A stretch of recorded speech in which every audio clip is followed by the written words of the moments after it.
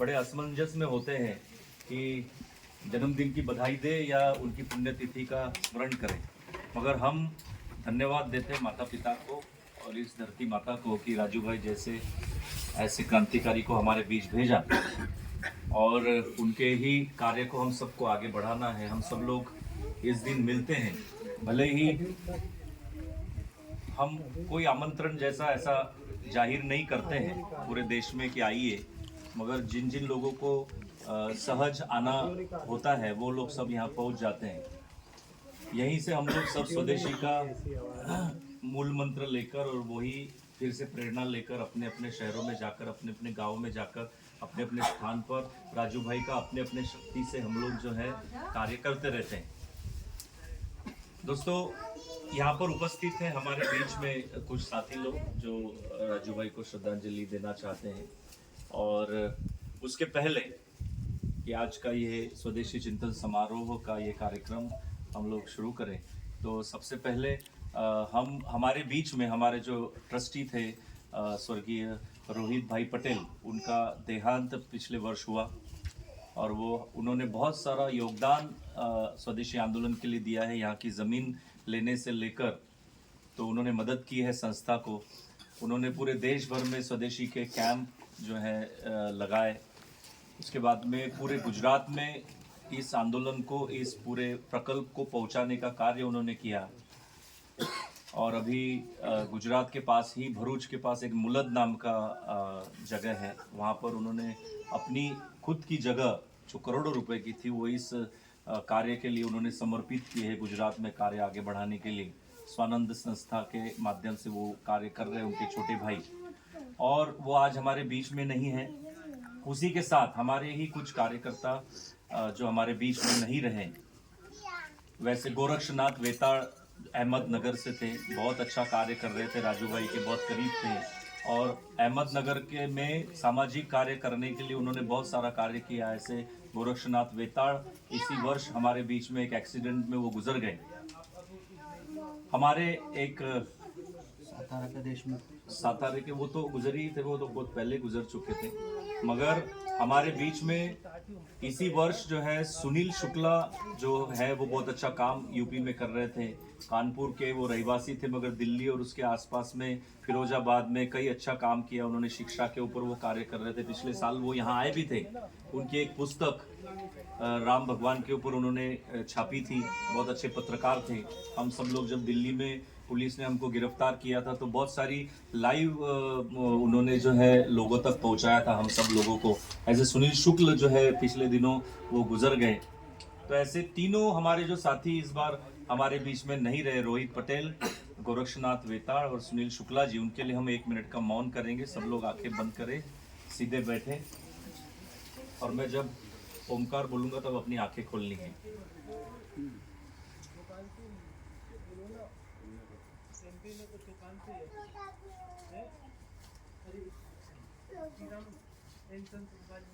भाई जी आवाज दो उनको, आवाज दो उनको, आवाज। भैया जी आप इधर।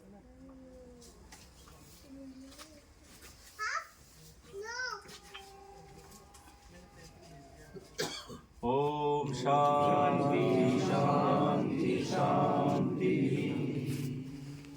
साथियों, आप सब लोग जानते हैं कि राजू भाई ने पूरे देश में स्वदेशी की एक अलग जगाई। आप सब लोग जानते हैं कि लोकमान्य तिलक और उसके भी पहले शिवाजी महाराज ने कहा था कि स्वराज्य जो है वो होना चाहिए, और शिवाजी महाराज की इसी महाराष्ट्र से थी, स्वराज्य मेरा जन्म सिद्ध अधिकार है, ऐसे कहने वाले लोकमान्य तिलक थे जिन्होंने स्वदेशी की अलग जगाई। उसके बाद महात्मा गांधी ने स्वदेशी की बात कही, हर जगह पे विदेशी वस्तुओं की होली जलाई गई। उसके बाद अगर किसी ने इस पूरे देश में अगर स्वदेशी को प्रमाणित किया हो और पूरे देश में स्वदेशी की एक आग जली है, लोगों के जनमानस में स्वदेशी का विचार पहुंचाया, वो राजू भाई थे। उसी तरह से स्वदेशी जागरण मंच भी इस देश में काम करता रहा और उन्होंने बहुत अच्छा बीड़ा स्वदेशी का उठाया था। ऐसे ही नागपुर के हमारे साथी कुछ आए हैं स्वदेशी जागरण मंच के, पत्की साहब और उनके साथी, तो वो राजू भाई को श्रद्धांजलि देना चाहते हैं। मैं उनको आमंत्रित करना चाहता हूँ मंच पर। अक्की साहब आइए, अक्की साहब और उनके साथी आइए, है ना आप? कृषि के योद्धा स्वर्गीय राजीव जी दीक्षित को मैं अपने संगठन की ओर से, आए हुए सारे कार्यकर्ताओं की ओर से और यहाँ बैठे समस्त साथियों की ओर से श्रद्धापूर्वक विनम्र अभिवादन करता हूँ। बहुत सुंदर।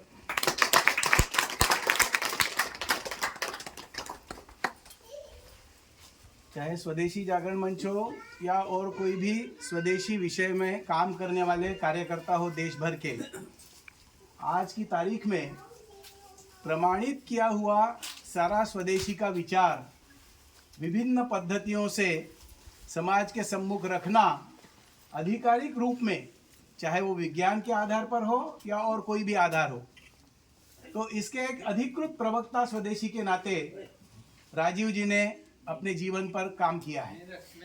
हम सब लोग उनकी ही प्रेरणा पर काम कर रहे हैं और इसलिए कई दिनों से इच्छा थी कि यह जो आयोजन होता है, पहले मैं यहाँ सेवाग्राम आता था तो एक बार देखा भी था, तो उस समय भी उस आयोजन में आए थे, किंतु आज यह जो विशेष कोरोना के बाद हम लोग मिले हैं दोबारा, बीच में संख्या घटती होगी बढ़ती होगी, ये बातें चलती रहती है संगठन में, लेकिन जिस श्रद्धा से आप लोग यहाँ पर आए हैं, आप सबका मैं हृदय से अभिनंदन करता हूँ। बहुत सुंदर।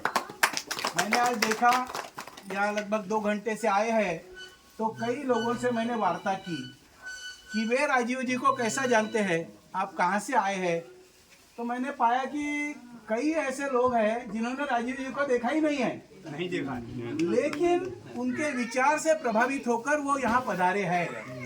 यही मैं संकेत और आशा रखता हूँ कि यह विचार निश्चित रूप से आगे बढ़ेगा, 10 गुना होकर आगे बढ़ेगा,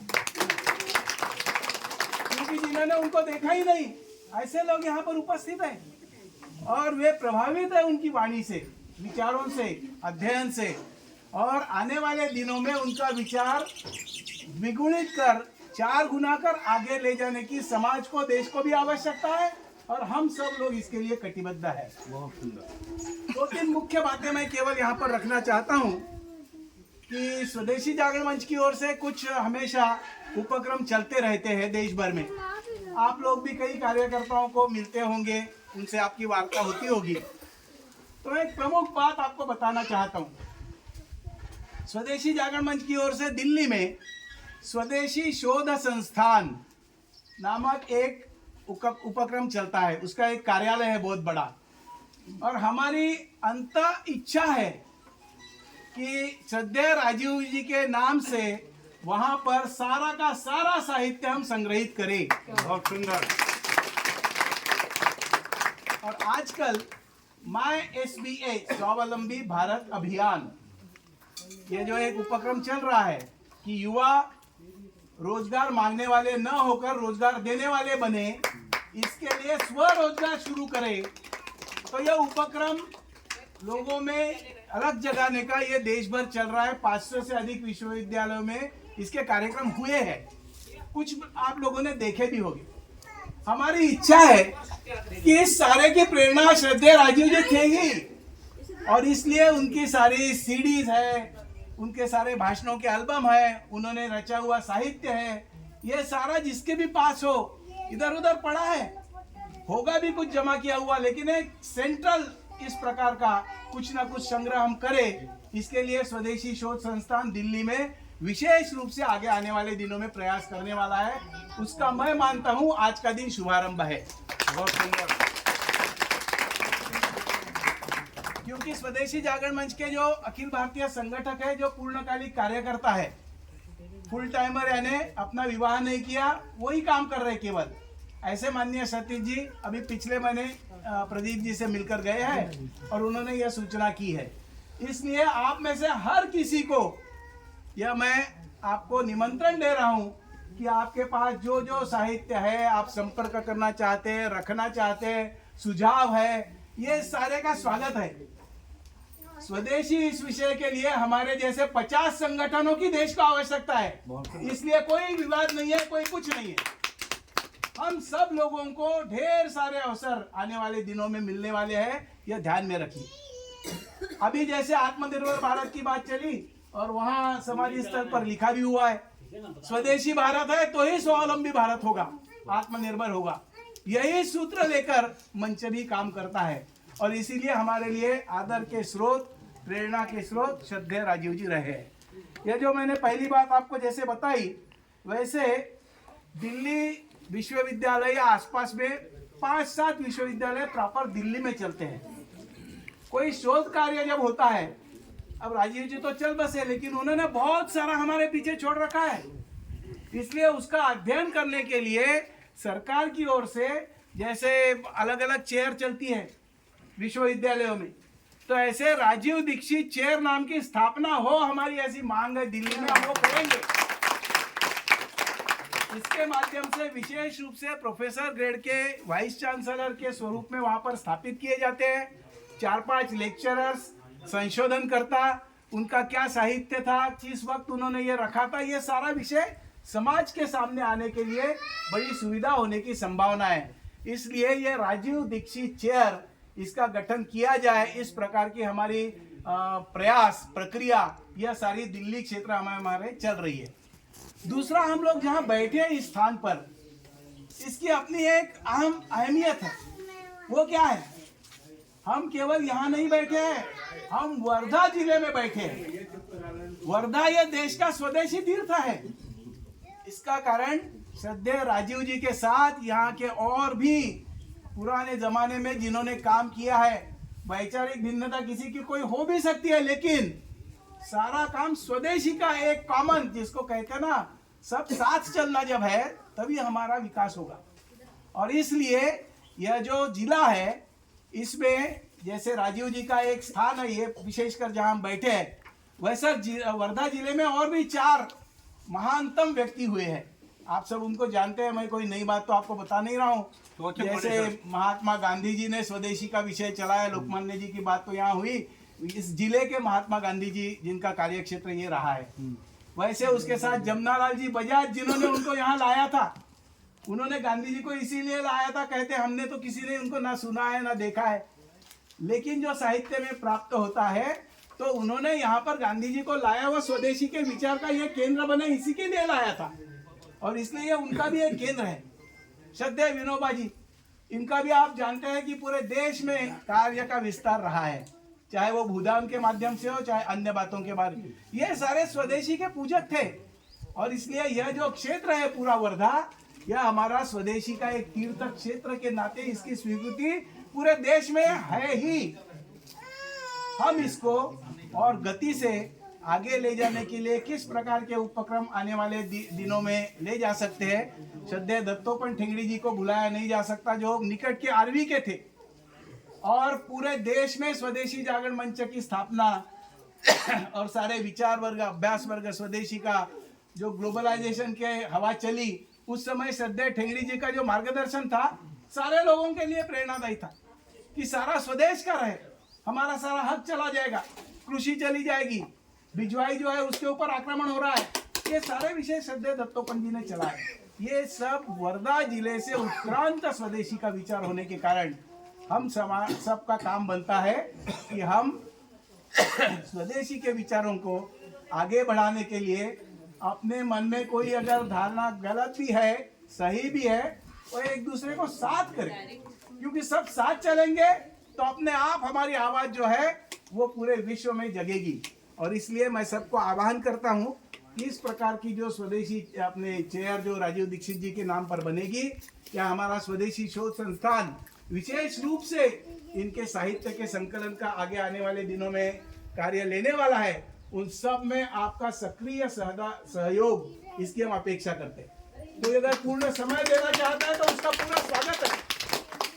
कोई 2-3 युवा यहाँ जो महाविद्यालय में पढ़ रहे हैं, उनको मैं मिला अभी, वो कह रहे थे हमारा दुर्भाग्य है कि हमने उनको कभी देखा नहीं। कोई दुर्भाग्य नहीं है, बड़े व्यक्ति कभी चल नहीं बसते, क्योंकि उनका विचार यहाँ पर है अभी।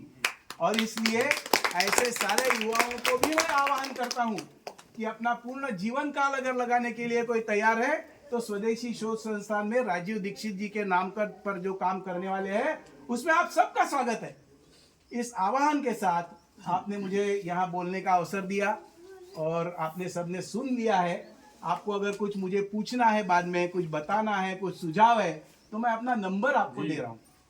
आप नंबर लिख लीजिए, मुझसे संपर्क कर सकते हैं। मेरा नाम है अजय पत्की। कहाँ से सर? नागपुर। अजय पत्की, PATKI, अजय पत्की। 9422104821। दोबारा बताता हूँ, 9422104821। मेरे पास स्वदेशी जागरण मंच का अखिल भारतीय सह संयोजक यह दायित्व है और इस दायित्व के कारण मैं देश भर हमेशा प्रवास करता रहता हूँ और स्थान स्थान पर अनुभव करता हूँ कि सद्य राजीव दीक्षित जी के कार्यकर्ता, उनका साहित्य, ये सारा प्रचुर मात्रा में इधर उधर बिखरा हुआ है।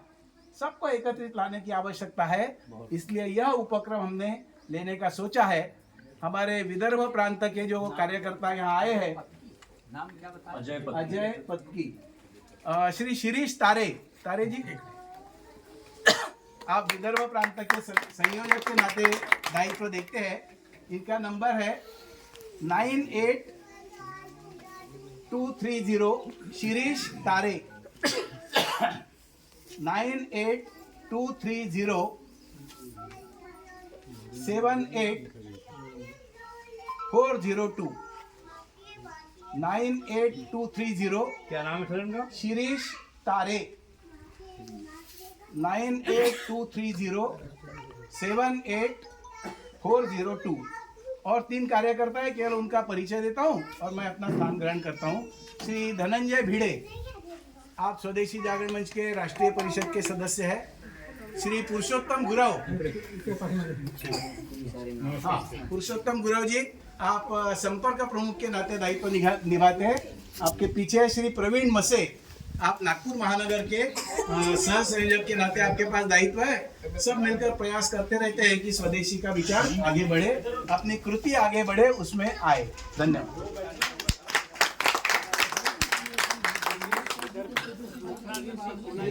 मुझे लगता है आपको जो है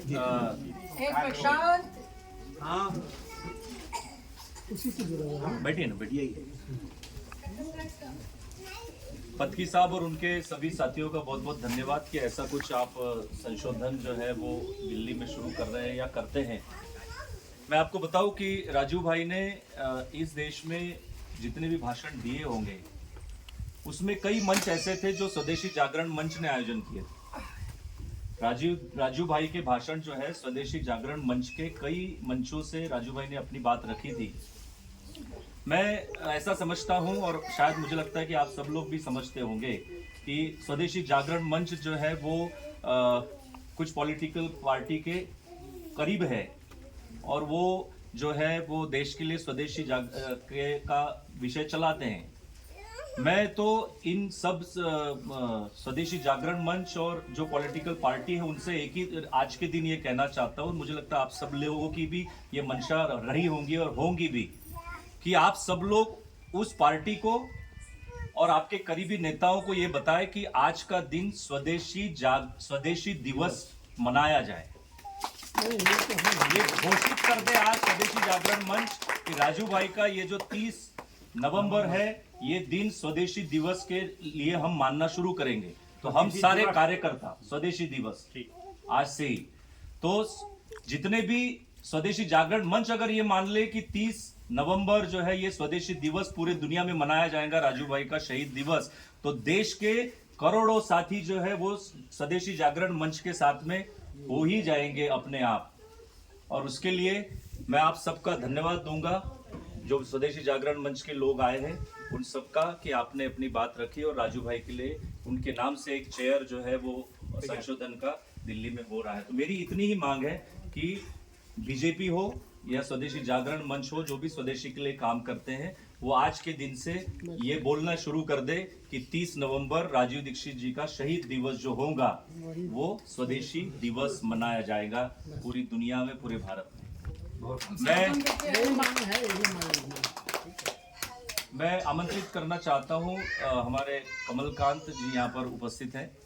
उनकी एक पुस्तक है और वो पुस्तक कैंसर के ऊपर उन्होंने जो भी अपना रिसर्च किया है या लोगों को ठीक किया है, और उसके लिए उन्होंने अपना एक गुरुकुल भी बनाया था, और उस पुस्तक का विमोचन वो अम्मा बाबूजी के हाथों से करवाना चाहते हैं।